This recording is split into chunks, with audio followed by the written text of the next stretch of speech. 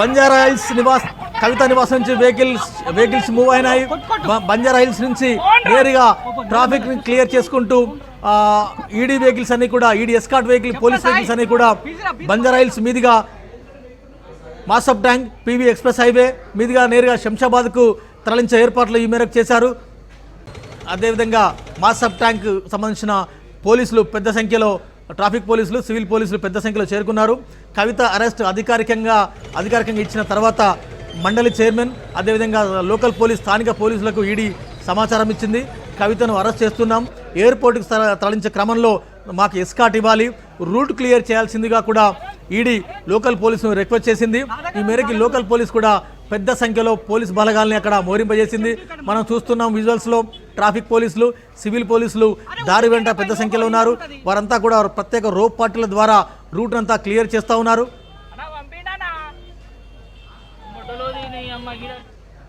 12 వాహనాలతో 12 escort వాహనాలతో కవితను arrest చేసి ఎయిర్పోర్ట్కు తరలిస్తున్నారు. బంజారా హిల్స్ నుంచి వెహికల్స్ మూవ్ అయ్యాయి. బంజారా హిల్స్ నుంచి నేరుగా టీఆర్ఎస్ భవన్ నుంచి మాసప్ ట్యాంక్ పెన్షన్ ఆఫీస్ నుంచి పీవీ ఎక్స్ప్రెస్ హైవే మీదుగా నేరుగా శంషాబాద్కు తరలించే ఏర్పాటు చేస్తున్నారు. అయితే మాసప్ ట్యాంక్ వరకే కొంత ట్రాఫిక్ ఉంటుంది కాబట్టి అక్కడ ట్రాఫిక్ని కొంత క్రమబద్ధీకరించాల్సిందిగా ట్రాఫిక్ డైవర్ట్ చేయాల్సిందిగా కూడా ఈడీ ఆఫీసర్స్ కొంత రిక్వెస్ట్ చేయడం జరిగింది.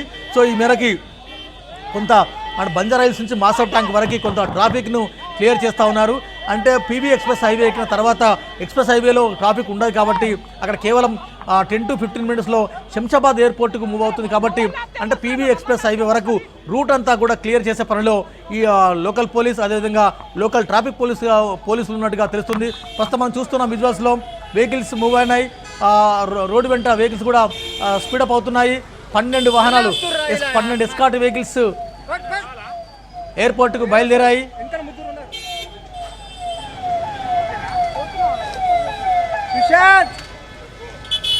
ఈడీ అధికారుల వాహనాల్లోనే ఈడీ అధికారులు ప్రత్యేకంగా కొన్ని వాహనాలు తెప్పించారు. కవిత వెహికల్స్లో కాకుండా కవిత వాహనాల్లో కాకుండా ఈడీ అధికారులు తెప్పించిన వెహికల్స్లోనే కవితను అరెస్ట్ చేస్తున్న దృశ్యాలు మనం చూస్తున్నాం. ఈడీకి వ్యతిరేకంగా బీఆర్ఎస్ కార్యకర్తలు నేతలు పెద్దపెట్టిన నినాదాలు ఇందాక ఇచ్చారు, అడుగడుగును అడ్డుకునే ప్రయత్నం చేశారు. సో ఈ మేరకి లోకల్ పోలీస్ ట్రాఫిక్ పోలీస్ అంతా కూడా కవిత నివాసం వద్ద ట్రాఫిక్ను మొత్తం క్లియర్ చేశారు. కవిత నివాసం నుంచి బంజారా హిల్స్ మెయిన్ రోడ్ వరకు వెహికల్స్ చేరుకున్నాయి. ప్రస్తుతం వెహికల్స్ రోడ్డు వెంట వెళ్తున్న దృశ్యాలు మనం చూస్తున్నాం. TS07GZ0036 వెహికల్స్లో కవిత ఉన్నారు. ఇవి ఈడీ ఆఫీసర్స్ దాదాపు 12 వెహికల్స్ వారు వెంట తెచ్చుకున్నారు. లోకల్గా బుక్ చేసిన వెహికల్స్ని వారు ఆశ్రయించారు. ఆ వెహికల్స్లోనే అరెస్ట్ చేసి తీసుకెళ్తున్నారు.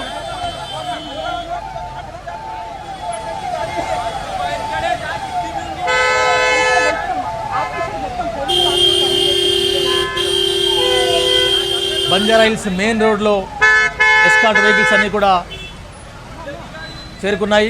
బంజారా హిల్స్ మెయిన్ రోడ్ నుంచి నేరుగా మాసప్ ట్యాంక్ వైపు వాహన శ్రేణి వెళుతుంది. ఎస్కాట్ వెహికల్స్ వెళ్తున్నాయి. అయితే ఈలోగా రూట్ అంతా క్లియర్ చేసే పనిలో ఉన్నారు అధికారులు.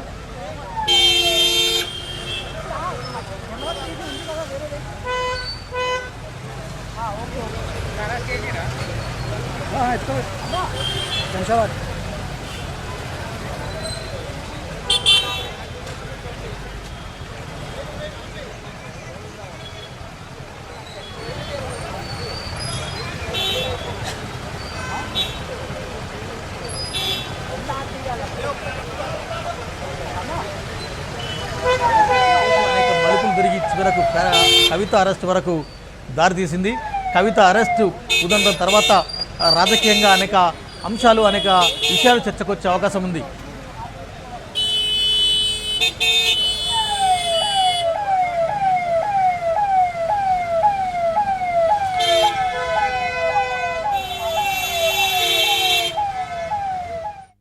మీడియాను బ్లాక్ చేసిన తర్వాత కల్వకుంట్ల కవితను అరెస్ట్ చేసి తీసుకెళ్తున్నటువంటి వెహికల్ కి గ్రీన్ స్థలాన్ని ఇచ్చినట్టు మొత్తం కింద మనకి ఇక్కడ కనిపిస్తోంది. ఇన్ టైంలో పోవాలి, ఫ్లైట్ మిస్ కాకుండా ఇన్ టైంలో పోవాలనే ఉద్దేశంతోనే ఎర్లీగా పంపించేసారు. ప్రస్తుతానికైతే ఇన్ టైంలో అంటే 24 గంటలు గడవక ముందే మ్యాజిస్ట్రేట్ ముందు ఎన్ఫోర్స్మెంట్ డైరెక్టరేట్ న్యాయమూర్తి ఎదుట కవితను ప్రవేశపెట్టాలి కాబట్టి ఢిల్లీకి నేరుగా వెళ్లారు. ఈ ఫ్లైట్ ని స్పెషల్ ఫ్లైట్ ని శంషాబాద్ ఎయిర్పోర్ట్ నుంచి ఏర్పాటు చేశారు. ఆ ఫ్లైట్ లోనే వీళ్ళంతా కూడా వచ్చినటువంటి ఈడీ అధికారులు, మహిళా ఈడీ అధికారులు వాళ్ళందరూ కూడా వెళ్తున్నారు. కవిత తన కారు ఎక్కి బయటికి వస్తున్న క్రమంలో కూడా కవితకు సంబంధించినటువంటి వ్యక్తిగత సిబ్బంది అంతా కూడా వీడియోను రిలీజ్ చేయడం జరిగింది. కవిత అందులో అభివాదం చేస్తూ కార్యకర్తలు ఇంటి సభ్యులకి అభివాదం చేస్తూ చేతి ఊపుతూ ఆమె కారు ఎక్కారు. కారు ఎక్కి అక్కడి నుంచి ఆమె కాన్ఫిడెంట్ గానే ప్రస్తుతానికైతే కనిపిస్తుంది. బీఆర్ఎస్ శ్రేణులు చెప్తున్నారు. భారత్ జాగృతికి సంబంధించినటువంటి కార్యకర్తలు, మహిళలు కూడా అదే మాట చెప్తున్నటువంటి పరిస్థితి. ఇదంతా కూడా ఒక వారం రోజుల వరకు ఈ డెవలప్మెంట్ మేజర్ గా ఉండే అవకాశం అయితే కనిపిస్తోంది. మొదటి నుంచి కూడా ప్రతిపక్ష విపక్షాల మధ్య బీఆర్ఎస్ అధికారంలో ఉన్నప్పుడు చాలా సార్లు ఆరోపణలు కవిత పైన రావడం జరిగింది. కేసు నుంచి తప్పించుకోవడానికి ఇదంతా కూడా చేస్తున్నటువంటి ఆరోపణలు కూడా చాలా వరకు రావడం జరిగింది. అయితే ఇప్పుడు దాదాపు 3 సంవత్సరాల తర్వాత కేసు ఒక కొలిక్కి వచ్చింది. అరెస్ట్ చేశామనేటువంటి విషయాన్ని ఈడీ అధికారులు చెప్పడంతో మేజర్ బ్రేక్ త్రూగా ఈడీ అధికారులు భావిస్తున్నటువంటి సిచ్యువేషన్ కనిపిస్తోంది. మరి ఇంకెవరు ఈ లిస్ట్ లో అరెస్ట్ లిస్ట్ లో ఉన్నారనేది కూడా చూడాలి. మ్యాజిస్ట్రేట్ ముందు ప్రవేశపెట్టిన తర్వాత జ్యుడిషియల్ రిమాండ్ కి కవితకి అనుమతిని ఇస్తారా, లేదంటే రిమాండ్ అంటే ఇక్కడ ప్రొడ్యూసింగ్ కి సంబంధించి జ్యుడిషియల్ రిమాండ్ తో పాటే మళ్ళీ కస్టడీ పిటిషన్ కి సంబంధించి ఏమైనా కోరే అవకాశం ఉందా అనేది కూడా ఈడీ నుంచి రావాల్సినటువంటి సమాచారం. మరి ఇప్పటికైతే అరెస్ట్ అయితే ధృవీకరించడు.